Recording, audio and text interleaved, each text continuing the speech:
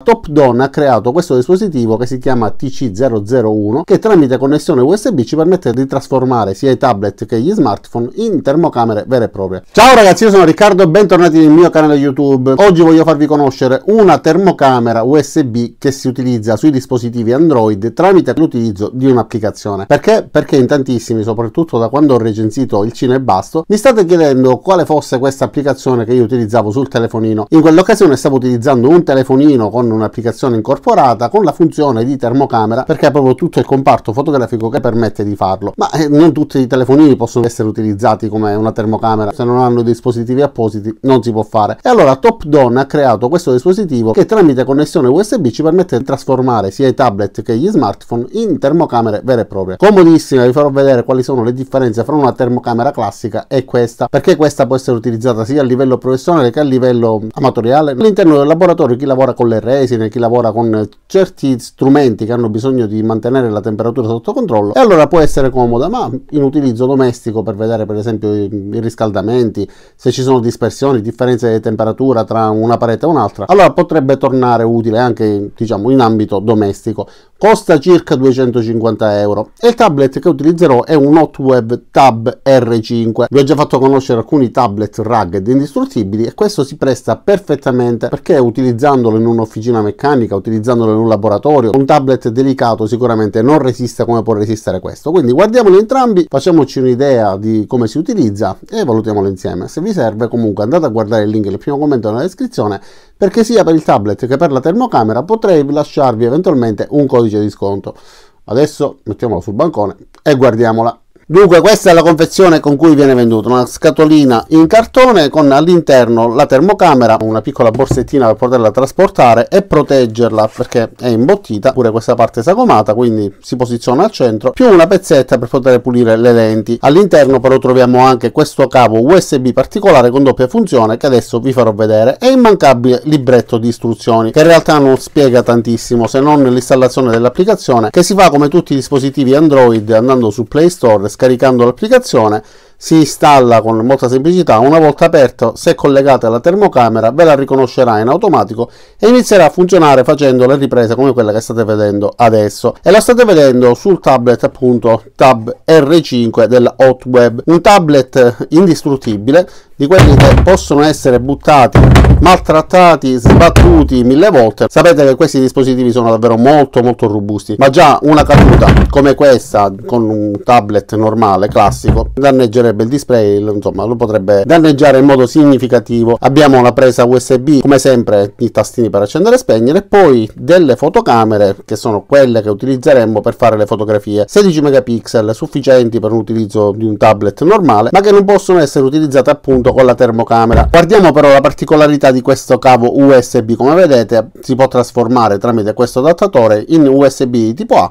oppure USB di tipo C. Con l'USB di tipo C possiamo collegarla a tutti i dispositivi Android, che siano smartphone oppure tablet, e invece in questo modo possiamo collegarlo al computer. Ma io vi farò vedere l'utilizzo solo tramite il tablet, quindi la ricollego, automaticamente viene riconosciuta, ci chiede conferma, e nell'home page dell'applicazione abbiamo la possibilità di fare una termografia, monitoraggio temperatura, galleria di tutto ciò che abbiamo fotografato. Io su questo dispositivo è la prima volta che la utilizzo, quindi non troveremo nulla all'interno della galleria, più informazioni personali. Ma prima di guardare l'applicazione però voglio farvi vedere per bene il dispositivo, quindi la termocamera vera e propria. Quindi questa è la nostra termocamera, che ha dei vantaggi rispetto alle termocamere dotate di display, perché adesso vi farò vedere alcuni esempi. Quindi la sua compattezza e il suo peso, soli 30 grammi, ci permettono di utilizzarlo in punti che altrimenti non potremmo raggiungere. La parte che vedete di colore blu è in alluminio, il resto è plastica. Questa è la lente e questo è il collegamento per appunto connetterla al nostro dispositivo. Perché è così comodo utilizzare una termocamera come questa? Perché una termocamera così piccola ci consente di raggiungere dei punti che altrimenti, come ho detto poco fa, non potremmo raggiungere. Quindi se noi volessimo riprendere da questa parte con una normale termocamera dovremmo capovolgerla e quindi non riusciremmo più a vedere il display. Invece in questo modo possiamo tenere il nostro display rivolto verso di noi e raggiungere i punti che ci interessa raggiungere, quindi in questo caso riesco a riprendere la mia mano e vedere la temperatura della stessa. Immaginate inserire all'interno di un vano motore per vedere come surriscalda con il cofano chiuso. Insomma, ci sono diverse circostanze che richiedono l'utilizzo di un dispositivo così piccolo, un po' come si fa con gli endoscopi, quindi ci permette di raggiungere dei punti effettivamente che non si potrebbe fare con un dispositivo grande, né grande come questo né grande come uno smartphone, non solo per le dimensioni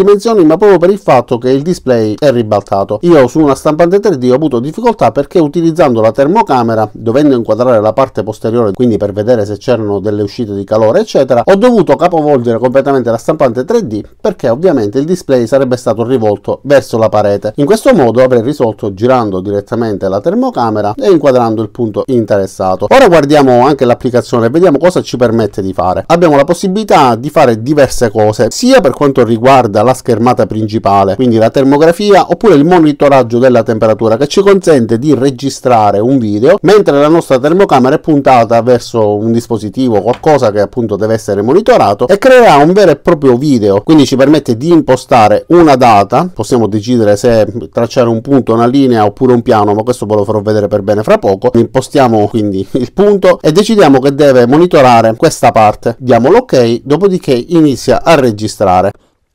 Creerà un grafico che ci mostrerà sia secondo per secondo oppure in base al minuto, ora o giorno, l'innalzamento e l'abbassamento della temperatura appunto tramite questo grafico, che poi verrà salvato eccetera eccetera. Ovviamente non ve lo farò vedere tutto, ma è intuitivo. Poi nella galleria abbiamo ovviamente ciò che abbiamo registrato, che in questo caso è vuoto perché l'ho appena installato, e per quanto riguarda la termografia possiamo fare delle riprese. Vediamo se riesco a fare uno zoom per farvi vedere per bene. Ok, così dovreste riuscire a vedere per bene quello che vado facendo, anche se c'è il riflesso delle chiavi inglesi. Ok, facciamo così. Allora abbiamo la possibilità di dare diverse impostazioni. Con questa diamo delle impostazioni per quanto riguarda il riconoscimento, quindi il riconoscimento automatico. Peccato che non mette a fuoco correttamente, comunque dovreste riuscire a vedere. Proviamo a mettere a fuoco meglio. Ok, così va meglio. Questa invece è l'impostazione della temperatura bassa, compresa fra meno 20 e 150 gradi. Questa invece è la temperatura alta, compresa fra 150 e 550 gradi. Quindi riesce a lavorare con un range già indicato da noi e sarà molto più precisa e selettiva nell'utilizzo. Le impostazioni invece ci permettono di lavorare semplicemente sull'aspetto, sull'immagine. Possiamo ruotarla, possiamo aumentare e diminuire i dettagli, possiamo aumentare il contrasto eccetera eccetera. Fai da te invece ci dà la possibilità di dare un limite alle temperature che vogliamo monitorare. Andiamo ancora avanti, abbiamo la possibilità di cambiare lo spettro, quindi se vederlo a colori, in bianco e nero, oppure in base a quello che dobbiamo fare. Per esempio col bianco e nero vedremo solamente le parti più calde eccetera, ma conviene utilizzare quasi sempre questo, ecco, diciamo quello più diffuso. E qua abbiamo un riferimento alla temperatura più bassa e alla temperatura più alta che viene registrata, quindi un riferimento continuo. Poi abbiamo quello che vi avevo detto poco fa, quindi la possibilità di selezionare un punto. Cliccando su questa voce possiamo decidere per esempio di leggere la temperatura in questo punto esatto, oppure per esempio sulla lampada su questo punto, e possiamo aggiungerne diversi. Se vogliamo monitorare diversi punti, come vedete abbiamo la possibilità di aggiungerli. Possiamo anche eliminarli oppure utilizzarli contemporaneamente agli altri tipi di comandi che adesso vi farò vedere. E questa per esempio è una linea, io voglio vedere la differenza di temperatura fra questa lampada e questo telefono, e quindi mi darà una temperatura che è compresa in questa linea fra la più bassa e la più alta. Abbiamo un massimo di 65 gradi e 2 e un minimo di 12 gradi e 1. Piano invece mi permette di selezionare un'area della misura che preferisco io, e quindi mi darà la temperatura compresa all'interno di quest'area, sempre la più alta e la più bassa. Col punto, se io aggiungo ancora punti, come vedete si sommano, abbiamo quindi le linee, i punti e la figura piana. Posso cancellarlo, ma cancello tutto in questo caso. E da questa parte abbiamo la possibilità di scattare una foto oppure di registrare un video, che è comodissimo, perché se vogliamo monitorare temporaneamente qualcosa e poi conoscere, vedere effettivamente il comportamento che ha avuto, possiamo semplicemente scattare una foto oppure possiamo registrare un video e avere la possibilità poi di andare a rivedere il video con il comportamento di tutto ciò che abbiamo monitorato. Per esempio uno smartphone oppure un computer mentre stanno lavorando con un programma pesante, allora in quel caso possiamo vedere man mano la temperatura mentre sta aumentando eccetera eccetera. Può servire anche per monitorare le batterie, insomma